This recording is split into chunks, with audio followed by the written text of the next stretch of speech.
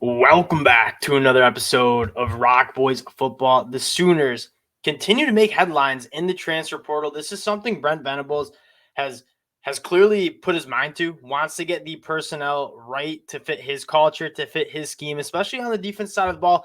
And they pick up a massive one in Rondell Bothroyd. This might not get as much national media attention as it probably should, but Rondell Bothroyd has been easily the best defensive lineman for Wake Forest the last 2 years and one of the better defensive linemen in the ACC. You're getting a guy who is going into his 6th year playing football and is a very, very productive football player that can do a lot of different things.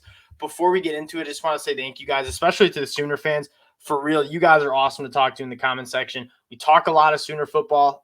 Both my brother and I are big Coach Venables fans, rooting for the Sooners, and all the support you guys have shown, especially in the comment section, has been absolutely awesome. So if you guys do enjoy the content, consider subscribing to the channel. Let us know in the comment sections how we're feeling.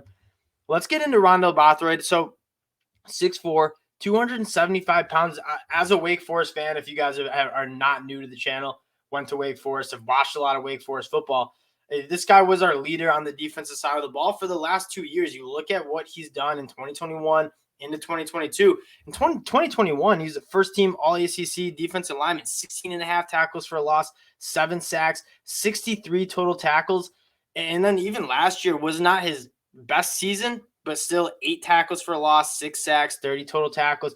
Very, very productive his last 2 years for Wake Forest. And you're getting a guy that can do a lot of different things on the defensive line. And I'm a fan of what Oklahoma has up front. I think Ethan Downs is going to be a stud in his 3rd year in the Sooners defense. He hit the 2023 class is bringing in a few studs as well. We talk about this a lot. Defensive line is important to be 8 to 10 deep. You're running guys off and on. And Rondell Bothroyd, I think, is a starting level player for the Sooners. Even if he doesn't start, he's going to get a lot of burn, and he's going to be very, very productive. The cool thing about Bothroyd is that he can play kind of both inside and out. Wake played him a lot on the outside because he was kind of their premier pass rusher, kind of the guy that they could look for on 3rd and longs to get some pressure. But he's also worked inside a lot. I mean, he has the frame. He's more of a thicker guy, 275 pounds. I wouldn't even be surprised if they kind of bump him up a little bit and work him on the inside too, because I think he can do that a lot, especially on those 3rd and long pass rushing downs. You're seeing Brent Venables really take a look at this defensive line and trying to get immediate talent. And he hammered the 2023 recruiting class and did a phenomenal job. I believe it's a top 5 class. But in the transfer portal, they're being very selective. And it's a top 5 unit coming in. 24/7 has them graded as the 4th best transfer portal class. But you're seeing Brent Venables target specific positions. And I think defensive line is for sure one of them. We talked about Trace Ford, who's another veteran dude who can kind of do a lot of different things too, has played a lot of football. And then you go get Jacob Lacey, who was a very, very high recruit coming out of high school. He's transferring over from Notre Dame. And Deshaun McCullough, I'm very interested to see what he's going to do. He was an animal as a true freshman at Indiana. And Brent Venables is just very excited to do a lot of different things with him. A little bit more of a smaller guy, but great burst off the edge. What I want to get to, though, is you're getting 4 defensive linemen coming in who are going to be, I don't know if all of them, McCullough probably going to be a day 1 starter, but you're getting another 3 guys who are going to be productive. And whether they start or not, I think is beside the fact.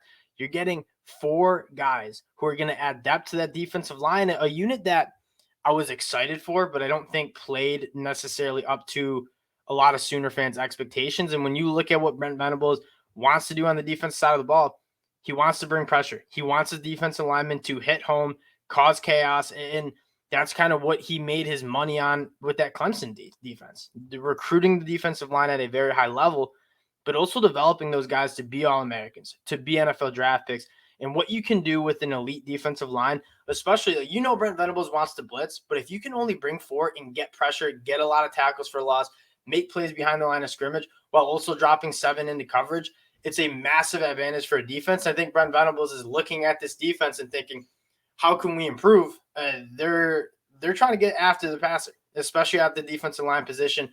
And Rondell Bothroyd, again, a guy that because he played at Wake Forest, not necessarily a big-time national media school, He's a guy that I think could transfer in at any school and get playing time. I think he's that good. And again, I've watched him a lot.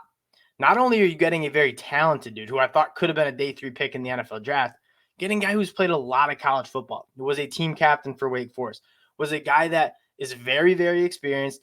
And third, like the versatility, we talked about it. He's going to be able to do a lot of different things. I would not be surprised if you see him kind of more of a 3-tech during those third and longs. Having a guy that can get some pressure with some quicks on the inside is going to be massive.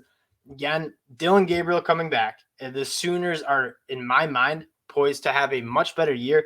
Not too worried about the offensive side of the ball. I don't think a lot of Oklahoma Sooner fans are. I mean, yes, Marvin Mims goes to the draft, but Jaleel Farouk, Jaden Gibson, a lot of guys I'm very excited for, not to mention Dylan Gabriel coming back, and Javante Barnes, the true freshman from last year, who looks to be a very, very good football player. The offensive side of the ball, I'm not worried about. I think the defensive side of the ball has a lot more of the Sooner fans concerned. And you're seeing Brent Venables go out and get some of his guys that he thinks going to fit his scheme. And again, I think it was foolish for us Oklahoma fans. I kind of consider myself a Sooner fan just because I want to see Venables succeed. And OU fans are some of the best fans in the country. It was foolish of us to think that this would be a 1-year turnaround and you take what Alex Grinch did and the players he had and kind of polar opposite to what Brent Venables wants to do. Yeah, I mean, Brent Venables wants to put the heat on and force turnovers. Alex Grinch more of a rush 3, drop 8, bend but don't break, try to hold you to field goal in the red zone and let you move the football. Brent Venables doesn't want to play that way. And he's bringing in guys that kind of fit more of his standard of defense. You're seeing that on the defensive line. Again, a massive, massive commitment for the Sooners that won't necessarily get talked about enough in the national media, but a massive pickup for the Sooners. Again, wanted to keep it short, but did want to talk about one of my favorite players in the transfer portal, finally finding a home in Norman, Oklahoma. Appreciate you guys supporting the channel as usual, and we'll talk to y'all later. Peace.